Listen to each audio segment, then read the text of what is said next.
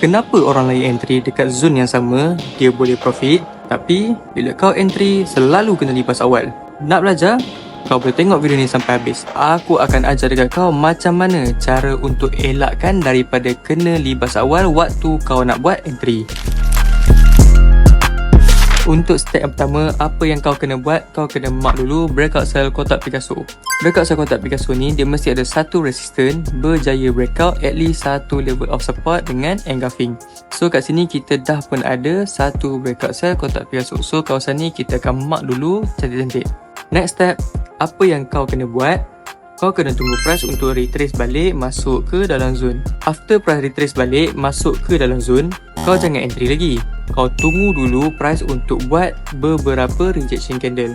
Okay, so contoh kat sini kalau korang tengok, kita dah pun ada 2 candle. Bila saja dia masuk dalam zone, dia dah tinggalkan shadow ataupun dia dah bagi rejection. Sebelum korang entry, pastikan candle yang memberi rejection candle tu close dekat dalam zone yang korang nak entry.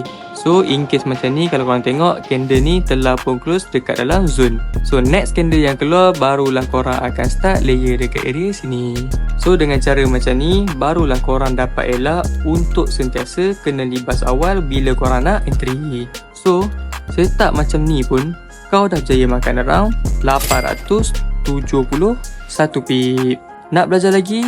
Boleh tekan link dekat bio sekarang. 3 Mei ini Mozart akan berada di Kuala Lumpur untuk buat satu grand face-to-face coaching. Dalam face-to-face coaching, korang akan diajar ilmu yang Mozart tak share dalam webinar online. Ilmu-ilmu seperti precise, confirmation, second entry, semua akan diajar secara detail.